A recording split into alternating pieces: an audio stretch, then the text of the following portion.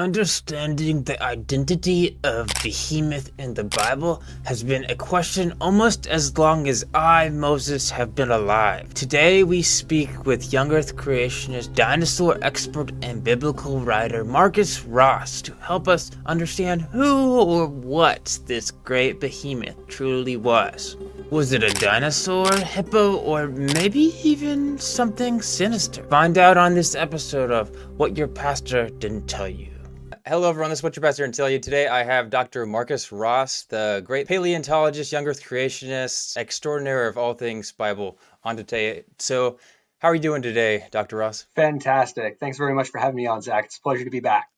Oh, this is great. So today we're going to be talking about Behemoth and what it is, what your thoughts are, and just how we're supposed to understand the great little the creature, the dinosaur, more or less. For people not aware of your work, can you give people your background? Obviously, you're a dinosaur expert, so you're the perfect person to talk to you about this, right?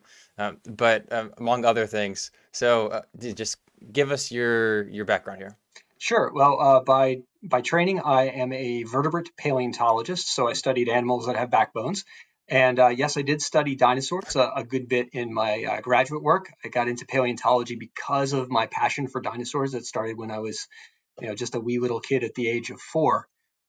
My particular area of study during my PhD was actually in the group of animals called mosasaurs, which are some of the big marine swimming reptiles that are featured on like one page out of all those dinosaur books, right? Um, but along the way, dinosaurs were definitely one of the things that I paid a lot of attention to. In fact, I got into mosasaurs because in my master's program, nobody was doing work on dinosaurs. So I was like, all right, what else is big and lizardy and has a lot of teeth and eats whatever it wants? So mosasaurs became an area of interest for me. Um, and I taught paleontology, geology, earth science, and creation studies at Liberty University from 2005 to 2021. I was the fossils and rocks guy there on campus, worked with the Center for Creation Studies as its assistant director, and then from 2017 to 2021, I was the director of the Center for Creation Studies. Since 2021, I stepped down from teaching full time and I run Cornerstone Educational Supply, which is a company that produces science materials for homeschoolers, colleges, high schools. Basically, my wife likes to say we're the stuff people. When your curriculum says go get some stuff and do some science, Yeah, right. we got the stuff. So frogs and fossils and everything in between. Um, my passion for the Bible started much like dinosaurs very young. I became a Christian probably sometime around the age of 5 or 6. I don't really remember when I asked Hmm. Jesus to be Lord and Savior. So, of course, I asked it a bunch more times in the intervening years just to make sure that it took. But that meant that very early on, I remember being as young as 9, realizing that there was a conflict between what the dinosaur books were saying about dinosaurs living hundreds of millions of years ago, and what I at least thought the Bible was telling me about creation according to 6 days and what seemed to be a recent setting for that creation only a few thousands of years ago. So my interest in the creation evolution conflict in particular goes way back to when I was just a little kid, but really ramped up when I got into college and started, delving into this issue much more deeply because I wanted to be a paleontologist, and it meant that I needed to kind of sort out what I thought. Also, as a Christian, my Hmm. perspective on the Bible happened to be about these things. Hmm. Very cool. All right, and you've also written a few, I don't know how many you actually have written, scholarly articles in journals, whatever, about the global or local or whatever Noah's flood, Mhm. and you're coming out with a new book. Tell people about that. Oh, yeah. So I've written chapters about young Earth creationism or young Earth views of fossils and things like the Dictionary of Christianity and Science from Zondervan. So if somebody's got that tome hanging around or in the library, you can find a couple of entries from me on that. I've done a lot of work within young Earth creationism within that particular area of trying to work out understandings of fossils, flood geology, things of that nature. In interacting outside of young Earth creationism, um, you mentioned a forthcoming book. So in August of 2024, Broadman and Holman will publish perspectives on the historical Adam and Eve, an evangelical conversation. and I'm one of four authors alongside Dr. Kenton Sparks, who's an Old Testament scholar, William Lane Craig, noted philosopher and Christian apologist, Andrew Loke, also philosopher, and myself. So we represent a spectrum of perspectives everywhere from Adam is mythological and the Bible is errant on the side of, say, Kenton Sparks, through Bill Craig's mytho-historical view. Andrew Loke takes a genealogical Adam perspective, and I'm representing a young Earth creation perspective. So that book's, it's a fun thing because it's like a debate in a book. It's those series like Zondervan Yeah. has and or IVP has and B&H have. So we get a chance to interact with one another, to challenge each other, to receive criticisms.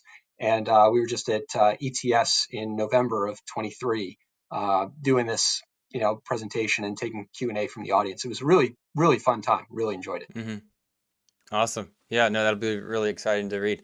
So, uh, you know, Behemoth, can you give people just general ideas of what people think Behemoth is? Okay, so we're here to talk about behemoth in the book of Job, and behemoth is a word that we find elsewhere in the Bible. The first time that we see it is actually on the first page in Genesis 1, where God creates the beasts, and the word there is Behemoth, which is actually singular. It's weird. Behemoth is used in Genesis 1 as a singular to talk about a lot of animals, and in Job, it's a plural form, behemoth, that's used to talk about one. So really kind of interesting how that gets kind of crossed or in what have Right. you. But in the book of Job, in chapter 40, what we have is God coming to Job, and in his second speech, after Job basically says, I don't deserve all this, God comes and speaks to Job. His first speech is about the basics of inanimate creation, then some animals. Then in the second speech, he talks about Behemoth and Leviathan, these two creatures. And Behemoth is some type of land-dwelling creature that's being referred to here. It's something that eats grass like an ox. It does live in like the streams and stuff like that, but it also is clearly kind of a land-dwelling type of creature. Mm, So that's at least within one of the categories of how people look at Behemoth. People usually look at Behemoth and Leviathan either as real creatures or some type of mythological or kind of chaos creature. So there's kind of these two different trajectories in which Behemoth and Leviathan are understood. And through the centuries of the church, we can see both of those in play. So it's not like one of them is mm, completely novel and the other one is ancient. They're both fairly ancient, although probably real creature has a longer pedigree, or at least a more consistent pedigree in the writing of the Christian church. mm. Yeah. Yeah, no, when you get to those Jewish works, things get weird for sure. They can. Especially about, yeah. So, maybe, and people, people don't like the word myth, obviously, because it connotes like untrue or, you know, um, I don't like that distinction, of course, because Right. in the biblical text, if like the scholars that say, oh, that's a myth, it's often it's even truer than true. But another word is symbolic. So, Mhm. maybe a better word for that is symbolic. Not that I'm correcting you, but Yeah. the connotations behind it. So that is the myth, or true. What about like the differing views on like if it is I guess a historical, if you want to use that the word historical creature, like a dinosaur, hippo. Mhm. What else? Other ideas are out there. Yeah. Well, looking through the history of Christian thought on that, we can see that probably earliest on, people equated elephant with behemoth.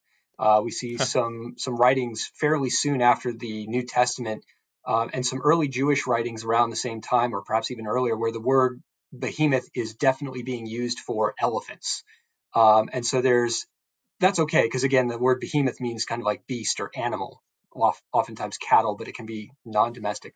But we Mm, do have at least some interesting instances where elephants are referred to as behemoth without like further clarification. And so that's probably the way that the early church perspective was on it. We see that as the perspective, for example, of Thomas Aquinas. He equates behemoth with an elephant. But this whole system kind of changes pretty substantially in 1663, I think that it is, Um, yeah, 1663 with Samuel Boucher's work called Hierozoicon. So it's a zoological treatise, and in Hierozoicon, he makes the argument that Behemoth is a hippo instead of an elephant, especially talking about things like the fact that it's in the streams, it's hanging out in the shade under the lotus trees, and things like that. And there's no mention of something like a big trunk or large ears or huge tusks. The sort of the sort of classification bits and characters you'd expect if somebody was describing an elephant don't really seem to be there. So he says it's a hippopotamus. In that book, he also equates Leviathan with crocodile. And from that point on, we see that view is really the dominant one across Christendom. That we've got hippopotamus and a crocodile as these chief creatures that God is using Hmm. to instruct Job. And so that Hmm. pretty much carries the day until we start seeing, especially among critical scholars of the German camp in the latest 1800s, beginning of the early 1900s, with English writers as well, start to say that these are chaos creatures, mythological in the good sense of the term. That these are organisms that reflect cosmic enemies that God must defeat, but are not real flesh and blood types of creatures that Job was actually interacting with or seeing. And running then, Hmm. yeah, that that view doesn't kind of make much of an impact into evangelicalism until probably really about the last 15 to 20 years. You start to see some evangelicals writing in on this, and it's been picking up. So you can see John Walton's commentary on Job, for example, pulls in the view that the ancient Near Eastern worldview is part and parcel of all of this, and so God is using these chaos agents as the examples of him being able to defeat them. And you see that with Eric Ortland's really good book on Job called "Piercing Leviathan," um, and several others. So there begins to be this kind of trajectory within a certain side of evangelicalism that is going towards no, these are ancient Near Eastern creatures. Now, running parallel to all of this in the 20th and 21st century is what young Earth creationists are saying about this, which is that Behemoth is very clearly and very obviously a dinosaur. So you've got some saying it's very clearly and obviously a hippo, others saying it's very clearly and obviously a chaos creature, and others saying it's very clearly a dinosaur. And that's coming from some of the logic of young Earth creationism, in that if the world is young and God created dinosaurs on the sixth day, some of them were taken on board the ark, then by the time Job is alive, which is probably somewhere around the time of the patriarchs, Abraham, Isaac, Jacob, then they think it's quite possible that there could still be dinosaurs around and God would use that as instructive. And they point out other anatomical features that are better suited to dinosaurs than they are to things like hippos or elephants. We'll talk about some of Hmm. those in a little bit.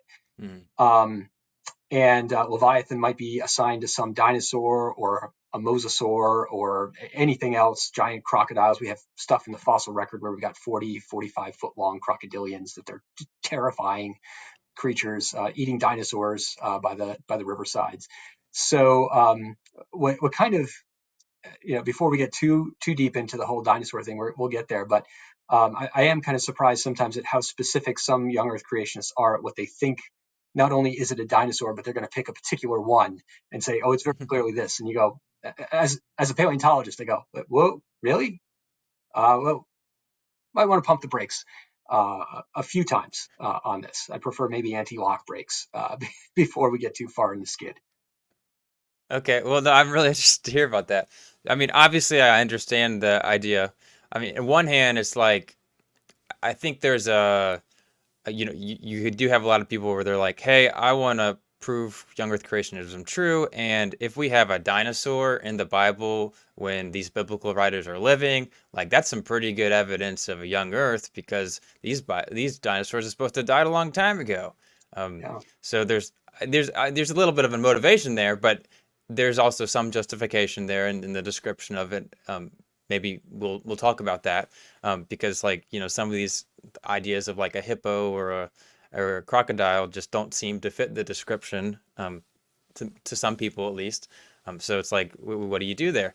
But no, that's really interesting. So Mosasaur, right? Mhm. Is that the one, the big neck and the long tail? Actually, that would be the one that you would recall if you saw Jurassic World. The three Jurassic World Mm. movies have that big marine reptile in it, and they typically have fairly long heads, short necks, long body, and a very long tail that sculls back and forth like a crocodilian. Now, they're actually lizards. They're true lizards. They're more similar to skinks and Komodo dragons than they are Huh. to dinosaurs or crocodiles or anything like that. Uh, Um, Fairly similar to snakes in a lot of ways. So that's the type of animal that is the mosasaur. They're pretty generalist predators for the most part. There's a few that are specialized, some that eat only fish and are like pursuit predators. They're running after schools of fish. Most of them were more like your great whites that are going to lurk down, look at stuff up, and then come as fast as they can up, breaching and eating. They do that in Jurassic World. They kill the secretary, and I oh, felt really lovely. bad. I didn't think that she deserved that. That was rude. That was really rude. Um, Whereas some of the other mosasaurs even had like these big onion-shaped teeth that they used as like ball peen hammers, and they went and they ate Mm, clams down on the bottom of the seabed. So they're mm. a really interesting group. They've got about 40 different genera, but not dinosaurs. Marine lizards that crazy Oh, enough interesting. are dead. Because life would be not fun with them around. Interesting. Okay. So yeah, I'm clearly not up to date with young Earth creationist literature here, or paleontology in general. But I always assumed that most young Earth creationists that thought it was a dinosaur would have said it was is it the Brachiosaurus? Is that what it's called?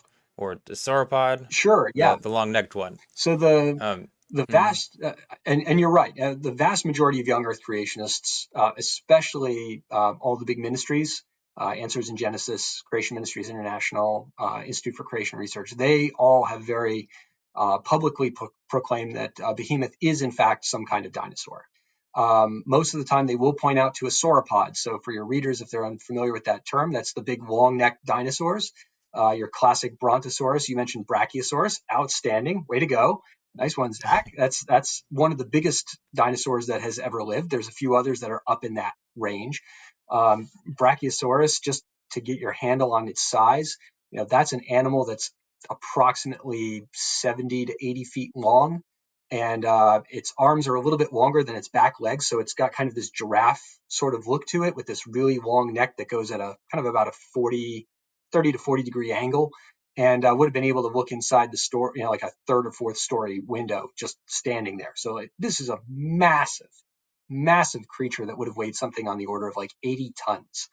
Um, Maybe a little less. We're starting to get an idea that sauropods weren't quite as beefy as we might have thought in the what? past, but still, unrivaled in terms of their size as land animals. There is nothing that on Earth that has gotten bigger than them besides blue whales, pretty much. That's about it. And they're in the ocean. They get water to help hold up all their girth, but the sauropods are walking around on dry land.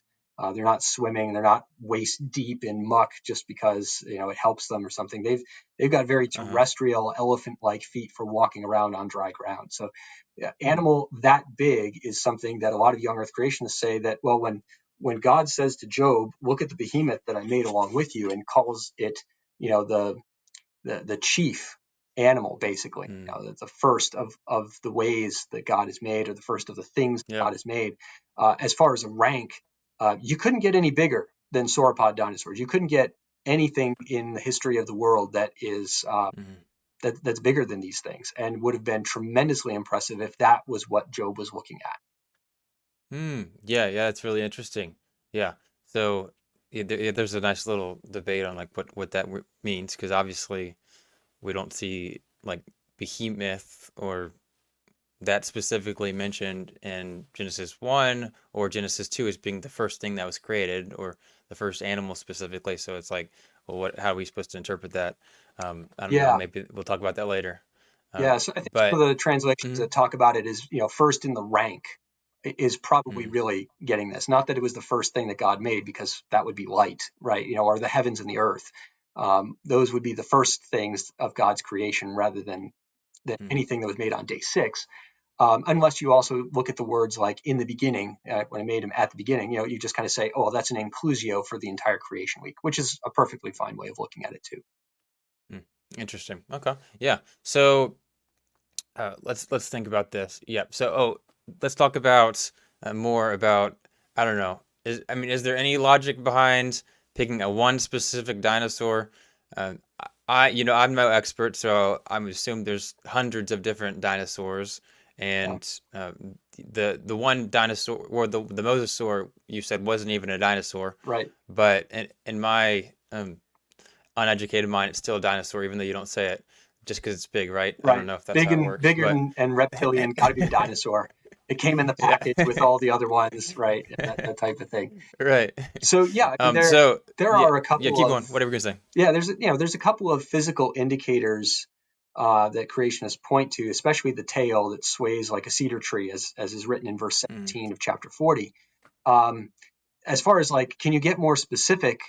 Well, no, you really can't. I mean, the text doesn't give us a huge number of anatomical pointers, right? It talks about the strength of its loin. Its limbs are like bronze, and it's like mhm, bars of iron. It can drink up the Jordan, maybe, depends on what the verse is actually saying there. Um, so we get this idea of behemoth. And again, this is a word that means beasts, but in the sense here, it's almost like the beast, right?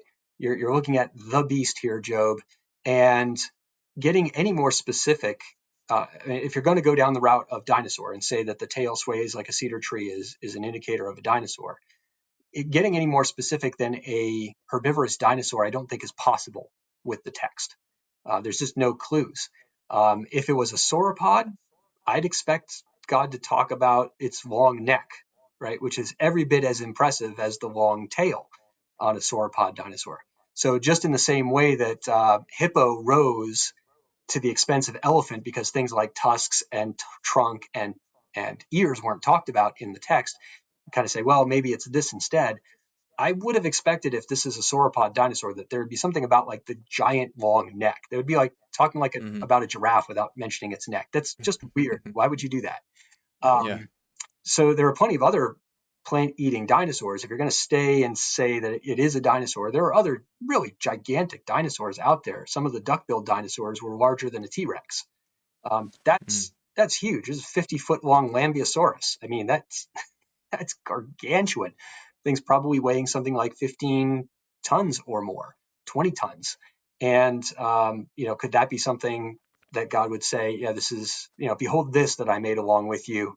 It's the chief of things. You would, sure, why not? God can be hyper, he doesn't have to pick like the single chief thing in terms of size that he's made. He's giving Job an example of his power, his majesty, his creative capacity, and that this created thing um, doesn't frighten him at all, right? God is not intimidated by the yep. beast. Mm, yeah. So this is an interesting question for you. Have we found any dinosaurs? Nonetheless, not even in Israel in general, but just in the Middle East.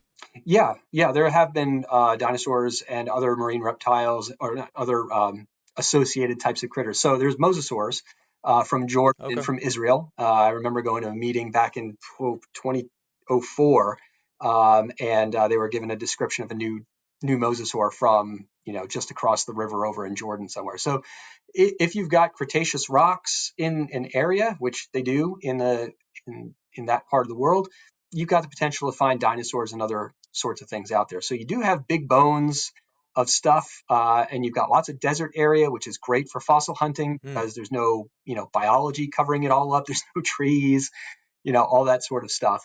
And there's a lot of different layers of the geological record out in that part of the world. So the mm, potential for dinosaur discoveries. I mean, right off the top of my head, I don't know which dinosaurs are known from, say, Jordan and Israel, Syria, etc. They're also politically not the most stable places, and also they tend to be fairly poor countries. Unless you're talking about like Saudi Arabia or what have you, if you got a lot of oil. But even then, not a lot of money is going towards paleontology out in those areas. It's not of interest. Man, but you could be digging up Behemoth. That'd be pretty cool. I think Uh, anytime somebody digs up a dinosaur, they're digging up a behemoth. They're digging up a beast, and I think that's cool. Fair enough. Yeah, yeah. So no, that you brought a good point up there with that the neck, and I mean that makes a lot of sense. Um, but yeah, so I did want to, we kind of dug into it a little bit, but I do want to provide just a little bit more background context into the passage of Job and it's what's going on because I don't know, it might give us some context, or at least some scholars have argued that it gives us context into what Job is, or the writer of Job is trying to do, or what God is saying. Um, so, like, a very important thing is, um, like, why is Leviathan and Behemoth even being mentioned at all? So, uh, and then, of course, you have other previous animals, and why are they being mentioned? So, you feel free to give me your thoughts on it. I'm going to give some information and you correct me or agree or whatever. Tell me what you think. So I'm drawing a lot from Dr. Ortland's book, that Piercing Leviathan, that you mentioned earlier. Um, so first of all, Job. Everybody knows who Job is. He's the guy that God allowed the Satan or Satan, whatever, to send all the diseases and stuff like that. So Job's lost everything. He's sad. There's specific texts where Job even it seems to say that God is unjust for what's happening, and Job is essentially trying to figure out why God allowed this to do this, even though Job is like the good guy, right? That's like the whole story. And then when you have chapters 38 and 39, where God's talking to Job, and God shows Job that he was wrong. Like, hey, God is just, and he's pointing to all these animals, some of which are like chaotic creatures, like lions and ravens, who would have been seen in many cultures in the ancient Near East as bad, like you know uh, creatures that are not good. They cause disorder and chaos. So, but God is saying like, hey, he's even in control of those. He even provides for them. Like, this is a good thing. It's not a bad creation. And then in chapter 40, uh, not the very start, but the right after he asked Job like, hey, what about all these animals? And then Job's like, I don't have anything to say. So, or God, he says, what many scholars say, it's like the divine warrior preparation, where Mm, I guess to our 21st century readers, like we don't maybe understand the words there, but it talks about how like God is putting on like glory, and he has his hand, like, which is in many texts in the Bible is talking about like how he's about to go fight, and maybe you disagree, I don't know, but then he like God said, there's a mention of God destroying his enemies or something like that, or evil, and then you have the mentions of Leviathan and Behemoth, and then after that, Job seems to uh, it doesn't exactly say why Job does this, but he all of a sudden starts worshiping God, and and um but but like, so it doesn't answer the question, but many there's all these different interpretations, like what Behemoth and Leviathan are supposed to be doing here, mm, where like all like Ortland in his book, he lists like 10 or 15 different like the ways that scholarly people have come up with this. So like this is a story about how God is denying justice, or God is just ignoring Job, or uh, all these other different ideas. And then Dr. Ortland concludes with saying that Behemoth and Leviathan are chaos creatures, and God is essentially saying, "Hey, this is these normal animals, like you don't think I'm in control, but now you know that when I'm about to defeat these chaotic creatures, that you like, oh, now you're in control." So that's why Job changes his mind. After recording, I wanted to include my interview with Dr. Ryan Armstrong on Leviathan specifically, but also the context surrounding the passage, because if we understand who Leviathan is, it helps us a lot about understanding who Behemoth is. Chapter 40, there's this kind of little small back and forth with Job and God. It's a little conversation there, and then God comes in, get ready for the fight again we're coming back. God answers from the whirlwind once again. I'm going to question you, and you make it known to me. And then you'll notice in chapter 40, verses 11 and 12, that there's this repetition about pride. That Job, God challenges Job to look on everyone who is proud and bring them low. Look on everyone who is proud and bring them low. So we have this there, and it's kind of tucked away in kind of like almost in the center of this opening to the poem.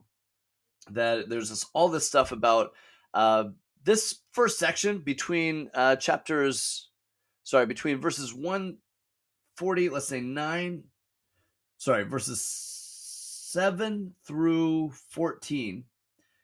This is kind of you versus me, or Job versus God. And the pronouns switch a little bit between if God is a him or if God is a you or a me, sorry. So the pronouns switch a little bit, but this is like the first section. It opens up directly challenging Job. God says, why don't you just look at everyone who is proud?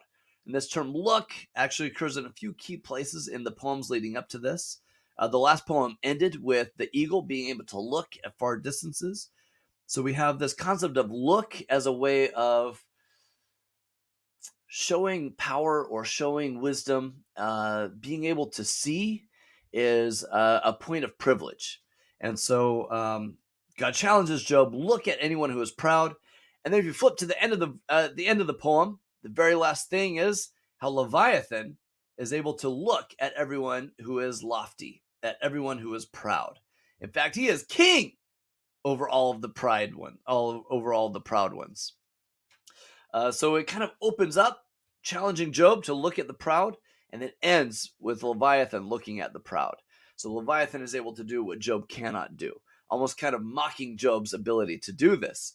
And then I also, real quick, I'll point out the way that Job ends his poem is that Job says, well, I did look at you in 42 verse 5.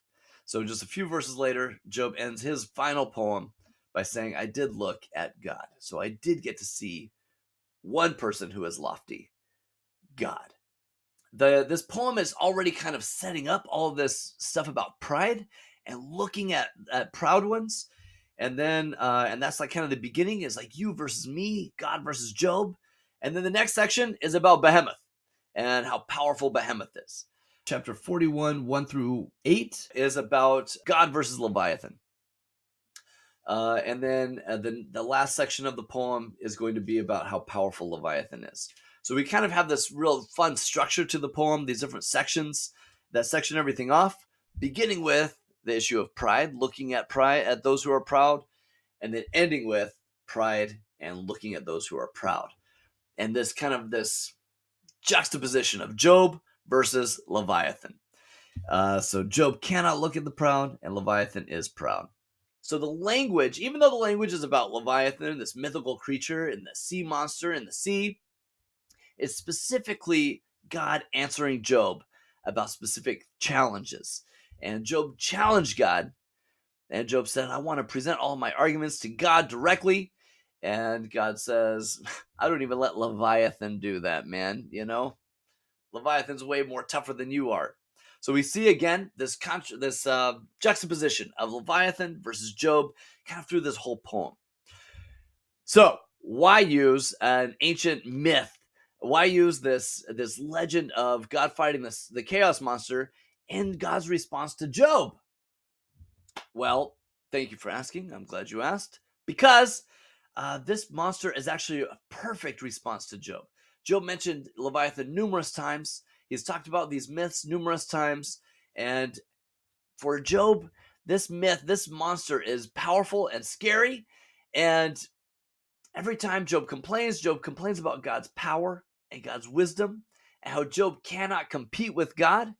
And by using this monster, God is bringing up this amazing moment of creation, this bringing in these themes, these motifs of creation, as well as God's power and God's wisdom, all of that associated with creation, and saying, look, I created the universe. I am so powerful.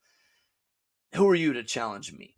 And in a sense, there's kind of this irony here that God is like, look, I'm up here running the universe. I don't even pay attention to Leviathan. That's how powerful I am. You think I care? You think I could deal with? You think I have time to deal with you and all of your arguments? I know that was a lot. What are your thoughts? Anything that you should add? Uh, Well, it sure what is do a you lot even? because the book of Yeah, Job is a lot. I mean, Job, yeah.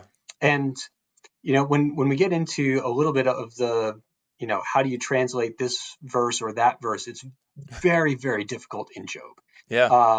The Hebrew is all poetic, and so it reads very different and runs on different kinds of rules than, say, narrative, right? If you're reading about Mm, when David is fleeing from Saul and going to this place and he meets somebody, there's there's a certain way that we all know, and in Hebrew scholars, as they understand this better than we do, anticipate the way that the text kind of behaves. This gets thrown out the window in the kind of poetry that we see in the book of Job, because you can do partial sentences, incomplete thoughts. You're trying to contrast ideas and sounds and inflections. Job has more single term words in it, what are called hapax legomena, um, than any other book in the Bible, save Isaiah or Ezekiel, one of those two, which is like twice its size.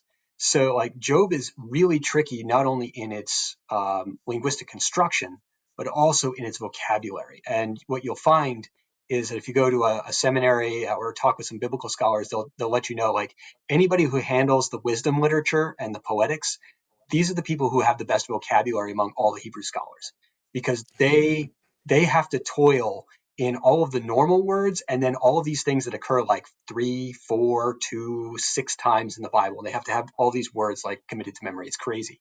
mm, And when we only have singletons like we do frequently in Job, um, we have to look for either external Hebrew writing to help us figure out if is this word used elsewhere, or mm, we then look to other languages nearby, like Ugaritic, the Canaanite language, or we might look to others. If you're desperate, not desperate, but like if you might even have to go to something like Arabic, which is displaced pretty far in time compared to Hebrew, but nonetheless, there's still some flow over time for those. So those are the sorts of things that good Hebraists are using and applying when mm, they're trying to figure out what's going on.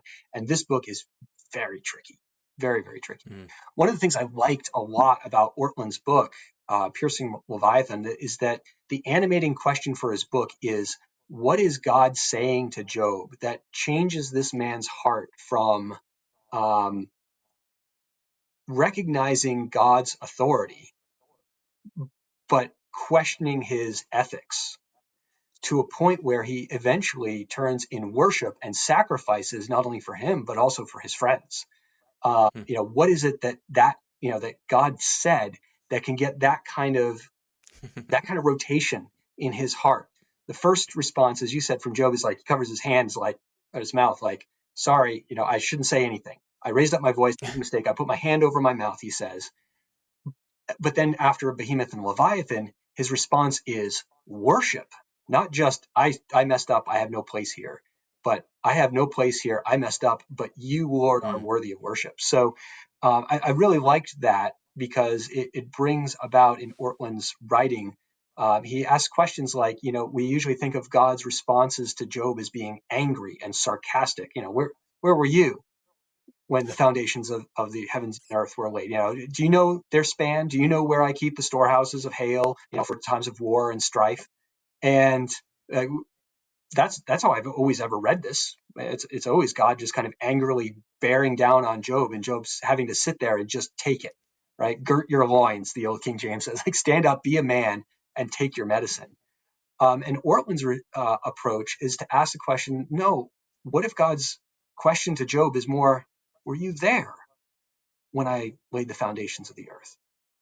Do you have the knowledge of that? To kind of come with it's firm, but at the same time gentle, to help Job mm, understand that the questions he's asking are really the wrong ones, and to bring him back to an understanding of who God is, who he already worships and loves, and that God is even bigger yeah. and better than that God that he worships and loves. So those I Mm, thought were some really great insights from that. And in his argument, Ortlund says Behemoth and Leviathan are these creatures of chaos that rule over us, rule over this world that we have no control over whatsoever. And they're described in these, highly stylized sorts of ways, which everybody who's looking at Job recognizes that there's stylized and highly evocative poetic description here. So even a young Earth creationist who's saying, I think it's a dinosaur, will still look at it and say, yeah, bones that are like brass are like brass. They're not really brass. The Leviathan's heart is as hard as a stone. Yes, as hard as the lower millstone. Well, no, right? It can't be as hard as a lower millstone, or else a heart can't beat. Right. So we all recognize that there's poetic language and license that's being used here to build these creatures up. And we see that in the other creatures too, talking about different aspects of their capabilities that seem to be almost otherworldly. You mentioned there being kind of like, the sorts of animals that are outside the realm of human control. And God is telling Job, I'm in control of all that. You don't know what's going on. You don't even know when, the mountain goats are giving birth. I do. I got a firm handle on what's going on. I helped keep the ostrich alive, despite the fact that it, lays its eggs on the ground where they can be trampled. Even this dumb animal, I got it, and you don't. So in that, he then looks at Behemoth and Leviathan as potentially connected to, or very closely connected to, some of the other types of beasts and chaos monsters that are known from the ancient Near East. Leviathan is a very easy one to make a connection from, because you've got basically the same word that's used in other cultures for the chaos beast Lotan, also elsewhere called Yam. And even in the Bible, Leviathan is talked about as a chaos monster in a few different passages that God is able to smite and destroy. It's mentioned as having like 7 heads in one passage. So I think there's good internal reasons for looking at Leviathan as a chaos creature. It's a little harder to do with Behemoth. Not that it can't be done, but it's harder because we don't have another instance in the Bible where Behemoth is used in this capacity of some sort of like chaos creature that God is able to control. For that, you have to look outside. You have to look at some Ugaritic writings where they have a bull of the gods. Likewise with the Gilgamesh epic, where you have the bull of heaven that comes down, and Enki and Gilgamesh have to defeat it. Or in the Ugaritic, you've got Baal that has to kill the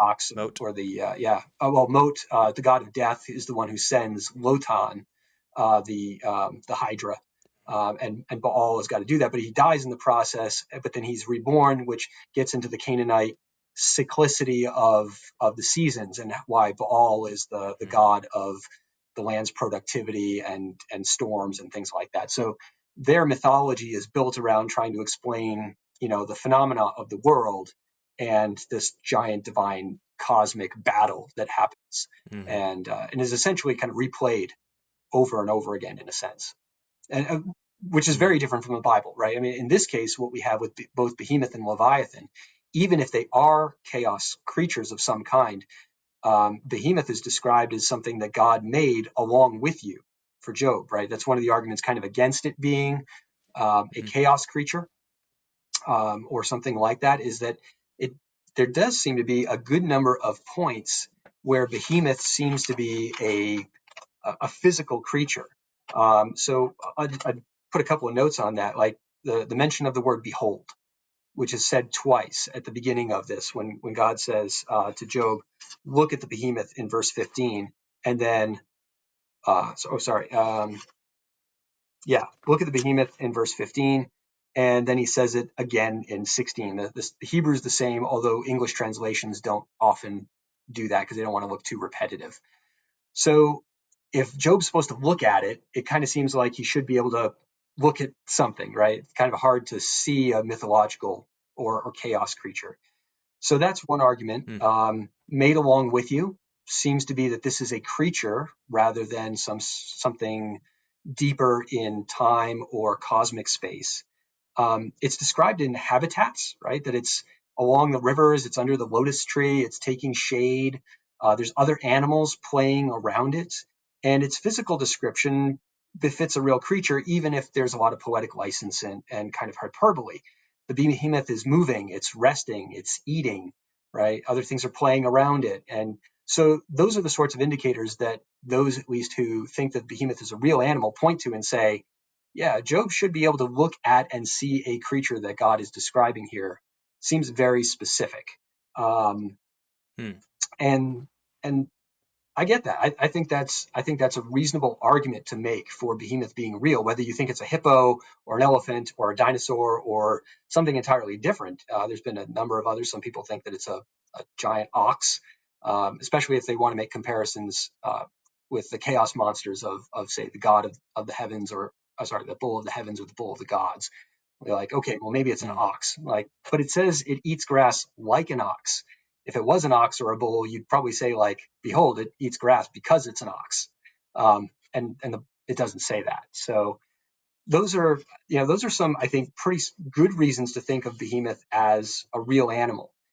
Thinking of it as a dinosaur mostly comes down to the fact that it's gigantic and it has this tail that sways like a cedar tree. And if you're looking at hippos or you're looking at elephants, the tail's not the tail's not where the action is in those animals. It's kind of like a rope with a troll doll, hanging at the end of it and just swinging around. The hippo has about a 2 foot long tail, and it's almost a little spirally, kind of like pigs can be. And of all the things that kind of you might think about with a hippo, you might describe its giant mouth and huge tusks, but the tail, Hmm. that's really unappealing. Same thing with the elephant. So a lot of creationists look at that and say dinosaurs have long tails. Their tails are held off of the ground. They don't droop. They actually stand out horizontal to the ground. And that's due to the musculature that controls them and the tendons that are connected in with the bones of the dinosaur. So one of the things that makes a dinosaur, one of its characteristics, is that on the backbones, as you get along the tail, the spine that comes up from that backbone is flared out front to back. And that creates additional anchoring points for tendons and muscles to hold it. And that's why dinosaur tails can be held out horizontally. Even alligator and crocodile tails, they have that feature too. It's part of what's called the archosaurs. Hmm. And if you look at a crocodile when it's walking, its tail will come out this way before it starts drooping. So they're able to hold their tails up higher than lizards. Those are just on the ground. They don't have the same architecture to them. So the muscles that are connected to the tail are also connected to the hind limbs in a dinosaur. The upper leg bone, the femur, has this little knob that sticks out about 2/3 towards the top, and that knob attaches muscles from the femur bone into the tail. So every time a dinosaur takes a step forward, the tail sways out to the side of the leg that just stepped, and then it would go the other way. So the movies of Jurassic World and Jurassic Park do this really well. They show that dinosaurian movement very accurately. And so swaying back and forth with this big, huge, long tail like dinosaurs could have, you say, okay, well, that makes sense. And there's nothing in mammalia that makes sense out of that description. And in the terms of like, as a paleontologist, looking across all the animals that have ever lived that I know about, and that we in the scientific community have a handle on, only dinosaurs have a tail that could reasonably be called something that sways like a cedar tree. And so this is one of the reasons why many young Earth creationists are so convinced that Behemoth has got to be a dinosaur. But I expect that you probably have a Hmm. catch about whether we're talking about a tail or not. Yeah, yeah, we'll have to go into that. So, what about alligator? I mean, maybe that doesn't fit the other descriptions, but doesn't alligator kind of swing back and A forth? little bit. It does eventually drag down on the ground, though, right? And an alligator Interesting. doesn't eat grass like an ox. So, in looking at the Yeah, behemoth, yeah. alligators and crocodiles don't fit because they're carnivorous rather than herbivorous. So we've got in this Mm. epic description from God, this vision to Job of these animals, we've got a giant, massive herbivore, and we have a giant, massive carnivore. And so some have tried to say maybe they're actually the same animal as being described. I just don't see how that can be the case. So Hmm. yeah, so we're going to have to look for some type of herbivore, and amongst the mammal herbivores, tail that sways like a cedar tree just isn't isn't anywhere. Nothing has Mm, in it. Yeah. interesting. Yeah, it's really interesting. The one of the really interesting things I find about this conversation is because you do have some bits of liberal scholarship here and there, not even specifically like the chaotic part, because a lot of the liberal scholars out there actually think that it's like referring to a crocodile or a hippo or Mm. whatever. And it's like, I learned when I was 2 that like the hippo doesn't have a long tail, but then you have like, oh well, this is describing a creature they didn't actually see, so it's just like things that were passed down and all this other stuff. So it's really interesting to me that some of the liberal scholars are actually saying that these are real Mhm. animals, but they're just either misinterpreted or whatever. Yeah, Um, yeah, you definitely have amongst, say, the non-believing scholarship of the Bible. People who just look at the Bible as literature and don't think that it's inspired by God for anything in particular. You've got a spread of opinions there too. So on the one end, you have someone like John Day, a very well-known Hebrew and Old Testament scholar in England, now retired, I think. And he had a book in 1985 on Behemoth and Leviathan, and he made the argument for mhm, chaos creatures. So, I mean, here's somebody who thinks that the Bible is just written by ancient Semitic peoples, has no connection to God. He's not a believer, and he thinks they're chaos creatures. And then you have other liberal scholars who are like, very clearly, this is talking about a hippo and a crocodile. So it's not even that you have like a liberal conservative split here. Um, but you definitely tend to see a little bit more of the chaos creatures in some of the more I even hate to use the word liberal here, but let's say critical text critical scholarship. But you still have people there thinking that it's real, and that's because the descriptions here are tricky. They're really really mm, tricky to figure mm, out what's going on. And again, the language and the terminology that's being used is really mhm. really difficult. I mean, this is Yep. PhD level Hebrew stuff here, and I ain't got Yeah. that. I got that's my sister, Yeah. and she's an Old Testament professor and an Old Testament scholar, so I get to run ideas by her. But she looks at Job, and she was the one who said, like, yeah, those people, they're the ones with the best vocabulary. That's cool. That's cool. So we're gonna get to that tail thing, but one more thing here, and I just forgot what I was gonna say. Um, that's okay. All right, we'll just go. Oh no, yes, yes. So you, you're a young Earth creationist, a very conservative Christian. Mhm. Okay, you think the Bible is true. You think it's historical, and it seems like you're contemplating the idea that it's a chaos creature. So can you help my audience understand how you would even consider that Mm. idea? Because it seems that like, hey, if this is symbolic, then that's like untrue. Yeah. Can you talk about that? Well, one of the things I think that as a conservative Christian, as an evangelical who believes in inerrancy and inspiration, in accordance with, say, the Chicago Statement on inerrancy, not trying to redefine inerrancy in some new way. Um, we have to understand that we take the text on its own terms. If a text is telling us about historical details, then I think that those details matter historically. So one of the reasons why I'm a young Earth creationist is because I think that the genealogies in Genesis 5 and 11 are intending to tell us that human history is is finite and fairly short compared to what most people think today. And I think that the days of creation are in fact actual days, right? That's a discussion for a different one. But just for context, the genealogies bring me back to a time of Adam only a few thousands of years ago. And if creation actually occurs in 6 days, then I'm a young Earth creationist, right? So I think that the stories about Abraham and Isaac and Jacob are intended to tell us history. I take them as historical people. I don't take the parables of Jesus as historical people because Jesus is trying to tell us a story, right? A moral lesson using characters or events or things that were not intended to take as real, right? The Lazarus that he talks about that goes down into Abraham's bosom may or may not be the Lazarus he knows, right? It might be, but it doesn't matter to the story. The 10 virgins and those sorts of things. They don't have names. We don't. It doesn't matter. So the question that we have as we approach Job, and especially God's speech to Job at the end, is what type of literature is this? Hmm. And what is the intention of that? And so to take the Bible in a word, literally, um, that means that if it's literally poetry, I must take it as literally poetry and not literally something else, right? That's when people start using the word literalistic. I don't like that word because it usually means just somebody to the right of where I am. It's just used as a pejorative. So in order to answer the question of what Behemoth and Leviathan are, we have to know what it is that God is trying to accomplish with his speech and what sort of speech this is. Is this a natural history lesson like Job just received in the first half of God's speech?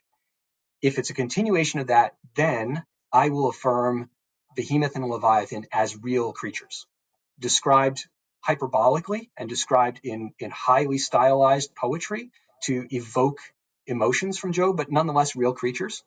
So you could look at something like the description of Leviathan breathing fire and setting coals ablaze as something that is hyperbolic and yet still talking about a real animal. Right? You could do that, just like his heart or his chest is as hard as a stone. It isn't, but we get the idea. It's an image. Yeah. If, on the other hand, God is changing from a natural history lesson in the first part to something where he is going to describe to Job a way in which he defeats the cosmic powers of darkness that invade the world around us, that control most of the world around us. And God has a plan for its destruction. If that's the case, then I can take Behemoth and Leviathan as the literary chaos creatures that Job would have been familiar with, and recognize that God is using those to describe world powers that he has no fear over, right? No fear of. God doesn't. It doesn't bother him, and he is going to set it right. And that's part of Ortland's argument, and some others as well. I was particularly impressed. Like I've normally throughout my life considered Behemoth and Leviathan as real creatures, and with Behemoth probably being a dinosaur, Leviathan. Honestly, I don't know. Leviathan could be a crocodile. It could be an ancient crocodile, a modern one. There's not enough anatomical detail. I know it lives in the water. I know it's scary, and I know it's scaly and fearsome. Right? That's not a lot to go on. As a paleontologist, as a guy who cares and thinks about organismal biology a lot, that's not much to run with. So when other creationists say, oh, well, Leviathan is this particular dinosaur, I'm like, guys, we don't have enough to even say it is a dinosaur. First off, it's living in the waters and in kind of what seems like the seas. Dinosaurs don't do that. So first off, dinosaur kind of goes away. Could it be something else? Sure, but I don't know what it is.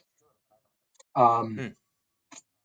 If, on the other hand, God's talking about this as some sort of chaos creature, as some sort of power of the world, that's different. So last year, I was at the Evangelical Theological Society annual meeting in Denver, and I sat in on a presentation by Dr. Dwayne Garrett, who teaches at Southern Baptist Theological Seminary. He teaches the book of Job there. He's working on a commentary on that right now, and he made the argument that Behemoth and Leviathan are kind of proto-apocalyptic this chapter is proto-apocalyptic, in which we have a beast and a dragon, much like we eventually have a beast and a dragon in Revelation. And the beast, in his view, the behemoth here, and Leviathan were both composite creatures, much like other kind of heavenly beings that we see both in heaven as well as expelled from heaven. You have these composite creatures that defy normal classification. It's called behemoth. It's called beast. There's no specific name for it, like there is for the lions, like there is for the war horse, like there is for all the other animals in the previous chapter. You get beast as the name. So that might be one indicator that you're not talking about a regular animal here. You're talking about something else. I found his argument to be very, very compelling, and anybody who's interested in learning more of his view, they can go over to the biblical training website, biblicaltraining.org, which is run by Bill Mounts, and he has got his entire seminary class on Job available. And I mean, it's really, really good. It's like 40 lectures, about half hour each or something like that. Wow. So it's a lot of stuff. And so he's got 4 lectures dealing with Leviathan and Behemoth, and didn't get into the details that he went to in his ETS paper on some of the issues there. But I came away from that going, this is impressive, and this might cause me to rethink my perspective, not because not because I feel pressure from old age geology or evolution, or because my view of the Bible is liberal or becoming liberal or anything like that. It's because I want to know what is the genre and the meaning behind this text. And Dwayne Garrett, I think, makes a very, very compelling case for why this is something more like apocalyptic literature, in which case I shouldn't be looking at Behemoth and Leviathan as real animals. But he thinks, in particular, that they represent Behemoth is the powers of the world, the civilizations that are aligned, that have aligned themselves against God and resist God. God doesn't, he's not bothered by them, right? Eventually, it says in Job that his maker will approach him with the sword, right? As God's coming up with his sword, it's like, I can take care of business. And Garrett argues that Leviathan is Satan, and that this would actually be an interesting bookend because, of course, right, Satan shows up at the beginning of the book of Job and then disappears, and we never see him again. And it's kind of frustrating because, like, here he sets up this huge set of dominoes that destroys Job's life. Job's friends come over to console him, and we all know how that goes. It's pretty awful.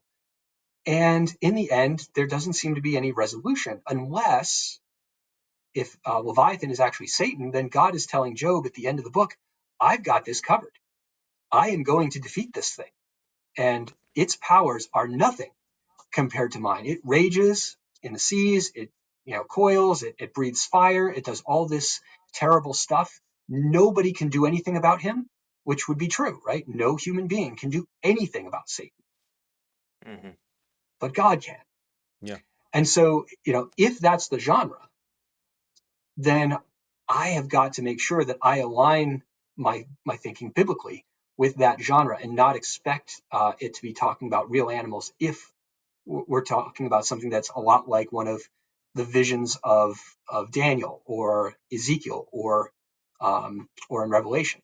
Now, it doesn't say vision here. That would be one of the counter arguments against a position like this, and Ortland's position as well, that these are chaos creatures. There's no sense in which God says, I'm giving you a vision, or Job says, I was caught up in the heavens to see this, or something like that you do see in the other chapters.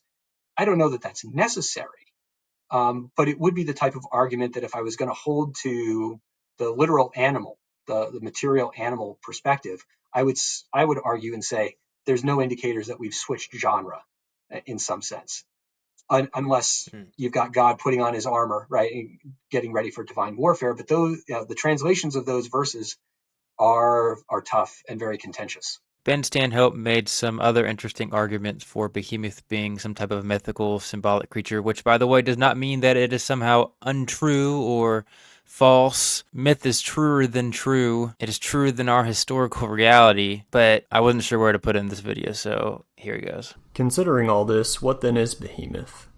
Given that he appears in the Texan dyad with a dragon used in ancient literature as a personification of oceanic chaos, Behemoth is probably the personification of the terrestrial aspect of the created order, especially of the animal kingdom. Not only is this how early Jewish extra-biblical texts understood him, but it would also correspond quite nicely with a reference made in the Ugaritic texts. Recall that ancient Ugarit is linguistically the best extra-biblical material we've got for contextualizing ancient Israel's northwest Semitic culture. Quote, Surely I lifted up the dragon, I destroyed the twisting serpent, the tyrant with the 7 heads. I destroyed Arshu, beloved of El, and put an end to El's calf, Attic. So the Ugaritic version of Leviathan, who's also called the twisting serpent, just so happens to be paired with a mythical bullock, literally called the calf of God. When we look at the main biblical passage that talks about Leviathan, what do we find? He's paired with the super bullock also, an intensified form of the common Hebrew word for cattle. It seems unlikely that this similar pairing is merely a coincidence, and many scholars routinely find it to be our most reasonable identification with the limited data that we have. We don't know much about the divine bull Attic, but we do have precedents for other divine bulls in other ancient Near Eastern texts. In the Epic of Gilgamesh, for example, the goddess Diana sends the tremendous Bull of Heaven to defeat the heroes Gilgamesh and Enkidu, one so great that it, quote, drank the water of a river in great slurps, With each slurp it used up 1 mile of the river, but its thirst was not satisfied. This is somewhat reminiscent to what we read of Behemoth. Behold, he drinks up a river, restraining its rush. He trusts that he can draw up the Jordan into his mouth. Third, Job says that Behemoth dwells, quote, in the shelter of the reeds in the marsh. Psalm 68:30 similarly describes bulls as dwellers, quote, among reeds, and the Ugaritic texts likewise use a cognate term to describe bulls that inhabited marshy regions. Finally, Job praises the reproductive virility of this creature. In the agrarian culture of the ancient Near East, bulls were the go-to symbol of reproductive virility. So Behemoth is a bovine personification of the animal kingdom, and perhaps of the whole of the terrestrial realm itself, a supernatural counterpart to Leviathan. The Job passage is trying to teach us a lesson about God's domination over the cosmic order and man's weakness by comparison. Yeah. Yeah, that's difficult because the the Hebrew is so flexible that even if the writer of Job was attempting to describe God as, putting armor down, you could always change just one Hebrew character just a little bit, and it completely changes the meaning of the verse, which some scholars Yeah, do. And yeah. yeah, so that makes things really too complicated. It really is. In watching the videos by Dwayne Garrett on biblicaltraining.org, he presents especially a translation of, let me just check here, verses 9 through 12 in chapter 41 on the Leviathan that read very, very differently than all English translations, because English translations have kind of God describing Leviathan. Leviathan asks a series of kind Mm, of rhetorical questions about himself, or like these boasts, and then it has God make an insert, or he kind of boasts about himself. And Garrett's like, no, no, no, no, no. They've seriously messed up these translations here. This is God responding to boasts of Leviathan about how powerful he is, and God eventually saying, like, I'm not impressed by any of this. So it really, I mean, whether God is speaking or whether Leviathan is speaking is an open question in like two of the verses here. And like a lot could hinge on who is doing the speaking here. So just to get mm, your listeners and viewers here a sense of like how tricky this can be, you're exactly right. Little switch of a character or a lack of recognition of who's doing the talking can mean a world of difference in this. And so yeah. it's challenging stuff. Yeah. When I interviewed Dr. Ryan Armstrong, who did his dissertation on Job, and we did it on Leviathan, and right in the middle of our interview, I didn't know what he was going to say, and he's like, "Yeah, so this is the passage, and we got to change this a little bit right here. We got to change this a little bit right here," and like he goes like 3 chapters worth, just doing that for like 30 minutes. It's like, okay, all right, I don't know anything anymore. Yeah. But yeah, it changes everything. So. Yeah, food thoughts, and the thing that we're kind of inching around, and this is like one of the biggest arguments that I guess in when I was growing up that I heard, like these have to be historical creatures because the other creatures before that were normal historical creatures. Um, so Ortland makes that interesting argument where Job seems to change his mind. Something seems to affect him that makes him say, or not even say, he just immediately starts like worshiping God. Mm-hmm. I don't know. Do you know of any responses to that argument from creationist literature that think it's a dinosaur or it's a historical animal or what? It's a good question, and I don't know if young Earth creationists have responded to that argument from Ortland or others who've made that. Um, they I haven't seen anything like that, and part of it is that young Earth creationist writing tends to exist in its own little bubble a lot, and that's unfortunate. I think one of the things that I've been trying to do in going to things like the Evangelical Theological Society and encouraging others to engage with our biblical scholars, because if we are going to be making claims or statements about the way the world is based on our understanding of the Bible, we want to make sure that we've got that understanding correct. Um, and these types of books, articles, these types of presentations need a thoughtful evaluation by creationists. not a knee-jerk response and just, oh, you're not believing the Yeah. Bible, because that's a ridiculous statement. These are people who do believe the Bible. And we've talked about a couple of different ways that one could read this text, and amongst people who believe the Bible, and it hinges on what sort of genre we're looking at or what the purpose of the text is. And I think all of us who hold a high view of Scripture and hold to things like inerrancy, that means, like, yeah, we can all agree with that statement. And just because somebody disagrees with my interpretation of it, doesn't mean that they've gone liberal, or they don't believe the text, or they've bowed to the pressure of something, or what have you. That that may happen with people, but I don't know their hearts. I don't know their minds. So I just have to deal with the presentation, the argument that's being made, and to do Mhm. that, hopefully in good faith, right? Not to assign moral failings or motives to people when you don't have them. That's improper. And not that young Earth creationists have a corner on that market, by the way. There's lots of people out there that will say, "Oh, you only say this because," and not because of the argument that I made, but because of some other thing that I believe, or whatever. We can't do that as Christians to one another. That's really improper. Um, Mhm. and it also behooves us to then be as clear as we can when we're writing things about the whys behind the positions that we've taken, so that if somebody says, well, the reason you're really doing that is because, no, please just read why I said I was doing it, and let's not venture Yeah. any other comment in that, in some other tangent. But it won't stop people, Yeah. but hopefully it'll help the reader who sees that happen go, okay, yeah, let's not do that. Yeah, yeah, that's what I appreciate about you and Dr. Dustin Burlett, and there's definitely other young Earth creationists out there Yeah, that you really do care about, representing people's positions. You care about finding truth, and I love that perspective about you guys. And but yeah, so we hinted around it. Tail, is it a cedar? There are a number of interesting thoughts on that, specifically because of this poetry. Okay, yeah, so. Specifically the three verses that really are the context of this is chapter Job 40:16-18, and it says, in certain translations it says, "Behold, his strength is in his loins," of course talking about Behemoth, "and his power in the muscles of his belly."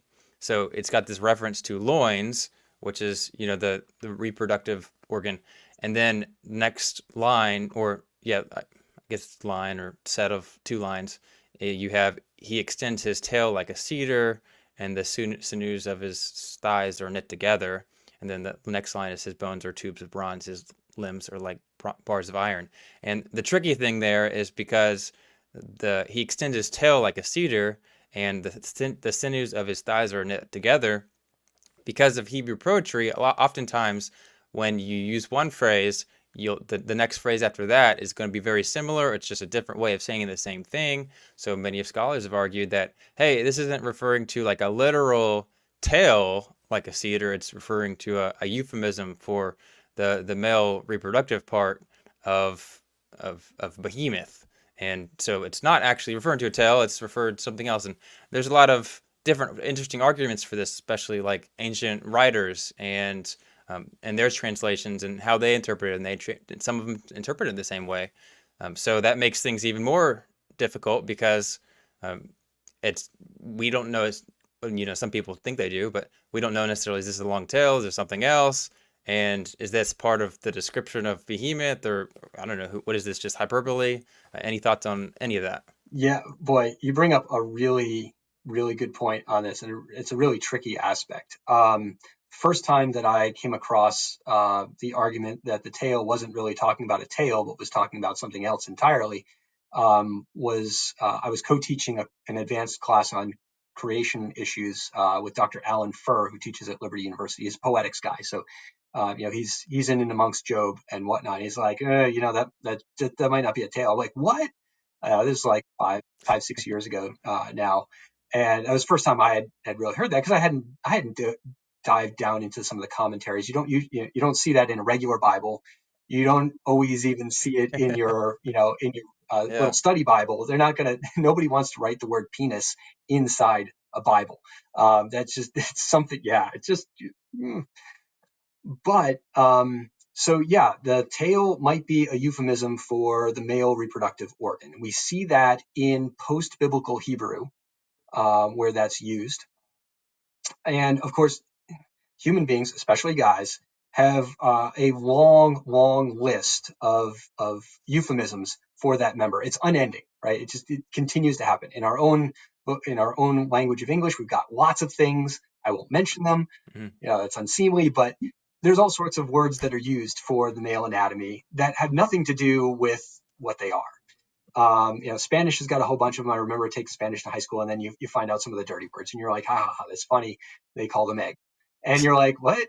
Eggs? Okay, sure. But one of the things, I can appreciate that tail might mean something else. And if tail doesn't mean tail on the animal, but rather refers to the reproductive parts, then the argument for a dinosaur on that basis collapses, right? There's no tail like a cedar tree. If this is talking about a male reproductive organ and it's extending, then we're just talking about something with great virility, and it's like a cedar tree, big, long, and stiff. Okay, got the point. Appreciate that. Thank you, Lord. We got something else here. And so you lose the anatomical argument for a dinosaur. The only thing that you could rely on is that it's chief among the works of God. That could be whatever God chooses, right? And if it's something available to Job at the time, that may or probably isn't a dinosaur. So if that's tail but not tail, then dinosaur's out. The one thing that bothers me about that, and I'm just thinking off the cuff a bit on it. I've been mulling it over for the past week or so, but even longer, just thinking about like, okay, tail as a reproductive organ. The problem with using tail as a euphemism is that we don't tend to use euphemisms of an existing part of a body to talk about another part of the body. So for ourselves, right, if I wanted to talk about, my head, I might talk about my noggin or, stuff like that, right? There's a bunch of euphemisms that we have for somebody's head or brain or skull or what have you, but there's never like, you busted your kneecap, did you? Like, no, I hurt my head. If we have a euphemism about our male member, which we have plenty in English, they're not other parts of our own body, because that just becomes confusing. It ceases to become a euphemism. It just becomes confusion. Presidential debate a few years ago amongst the Republicans, there was a lot of talk about hands and about the size of people's hands. It was stupid. It was nauseating to watch because they weren't talking about hands. But in that case, it's not actually a euphemism. It's a correlation, because apparently big hands are supposed to mean big other things, right? So in big gloves. yeah, that's right. Big gloves. Nice, very nice. So when we take euphemisms about things like the male anatomy, we borrow them from other things around us that are not connected to us. So in Spanish, I mentioned they call them eggs. They call them huevos. Well, men don't have real eggs anywhere. It's not part of it. They don't have other sorts of things that we use for that term. So I would find that the idea of a tail being a euphemism for the male member problematic just in terms of communication. Not that it couldn't be done. It could be. And if that's what it is, that's what it is. Fine. Doesn't bother me. But it does make me a little, it makes me think, I don't think people would normally do that sort of thing. Because if you're going to point to an animal and talk about its tail, you're not usually, hey, check out that thing's tail. And you're like, oh, you mean the other tail? No, there's just one. So that's the one caveat that I think I have that still kind of lodges a decent objection against calling this, a euphemism. Is it just biologically, I think, is problematic. Okay. Well, let me see if I can convince you.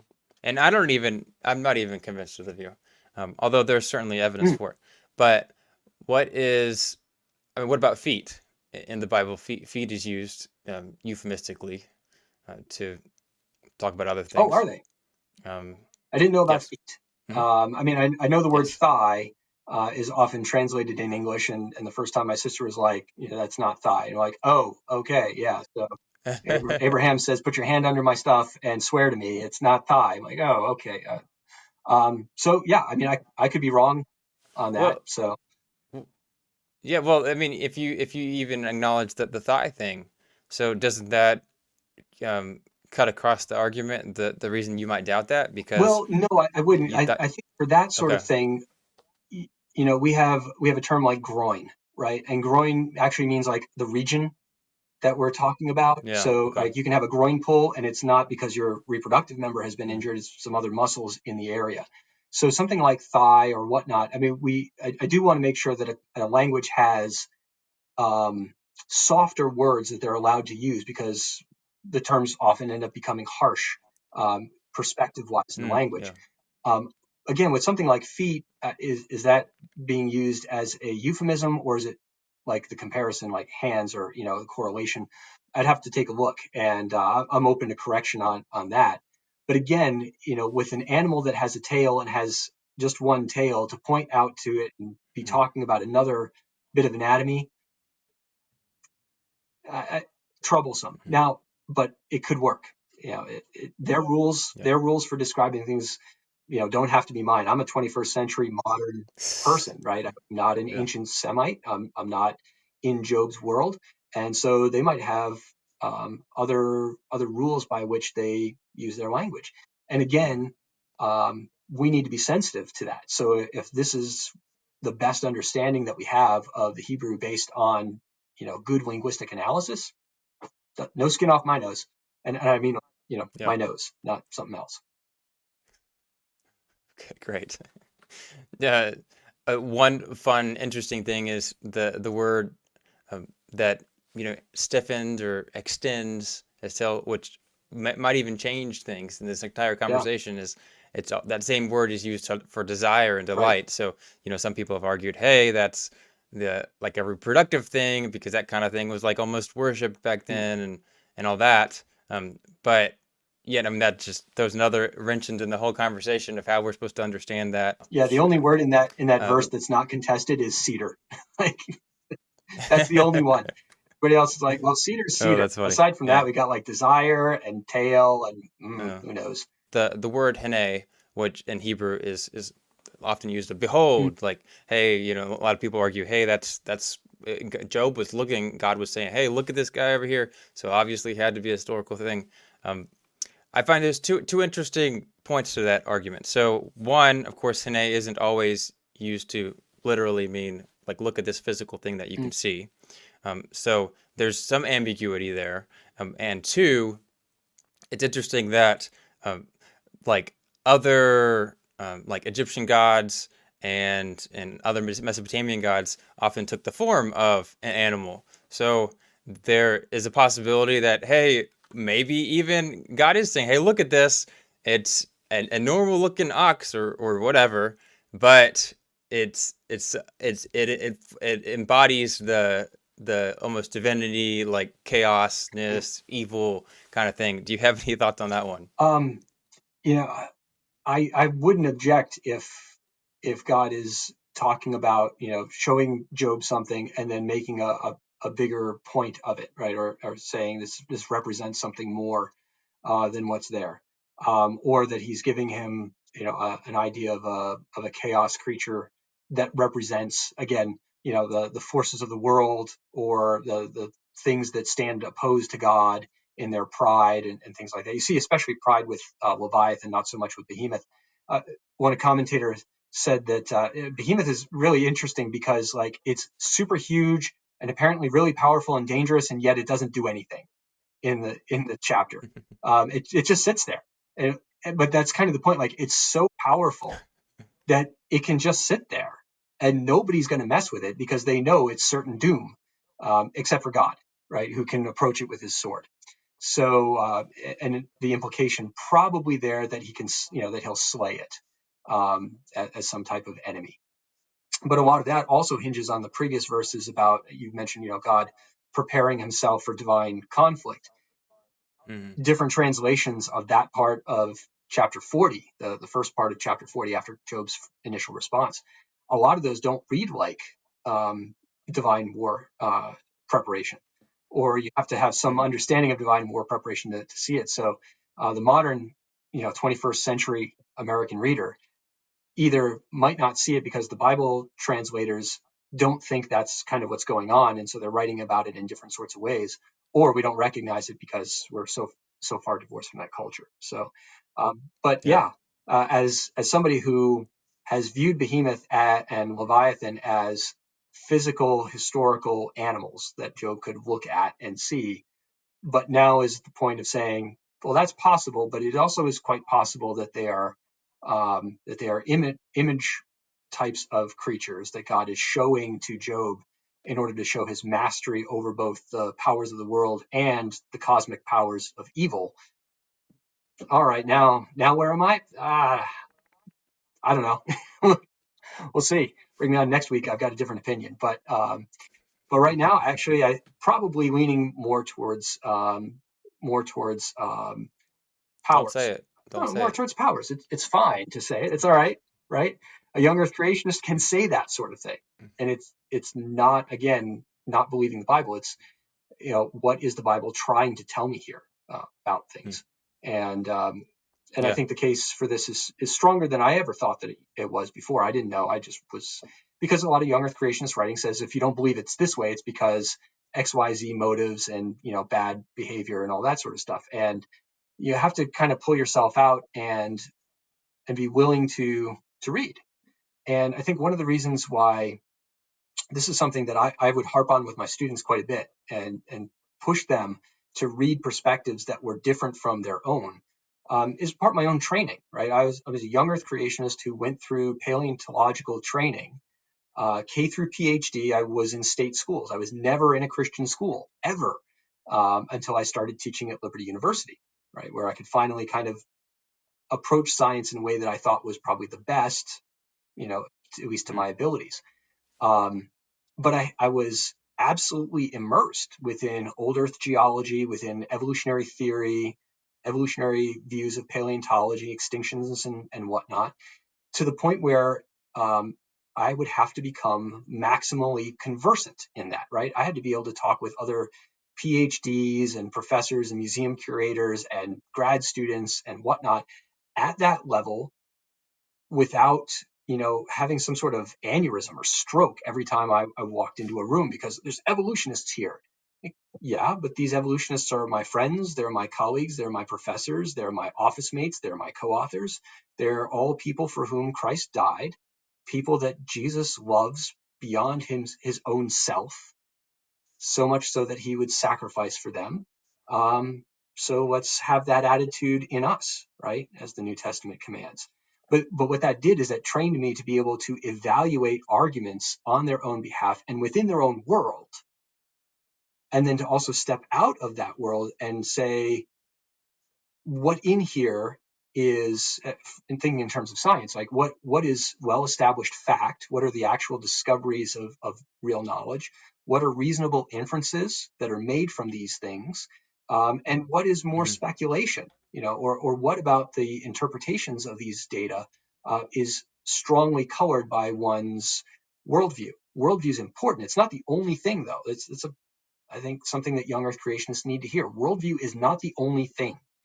That doesn't determine everything, because if the data can't feed back and influence your worldview, then what you're left is just fideism, and that's something that I'd like to avoid at all costs. Hmm. Yeah.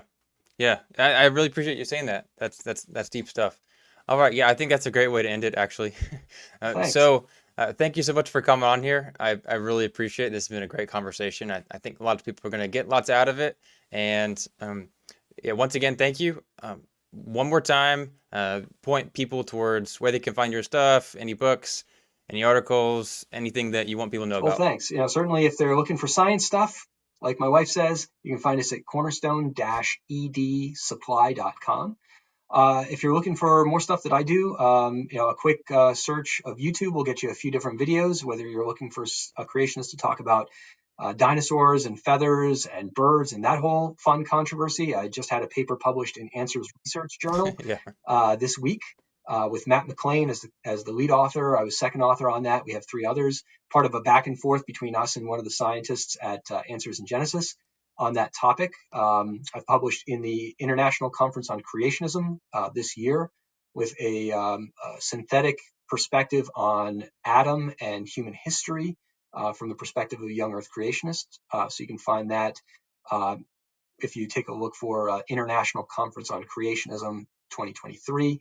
I've published in that volume before. I've published some things in Answers Research Journal or Journal of Creation. So yeah, if you type in Marcus Ross paleontologist, you'll find a few things of mine. You'll find a lot of people who don't like me along the way. So that's all right. That's fine. Jesus died for them That's too. okay. Amen. Amen. All right. Thank you so much Zach, for always a coming on pleasure. Thanks here. for having me on. I appreciate it. Yes, sir. Yeah, awesome. One of these days we'll do this in Would be person, great. That'd be since we great. live right down the street. Awesome. Yeah. But yeah, thanks so much. I hope you have a good rest You of your too. night.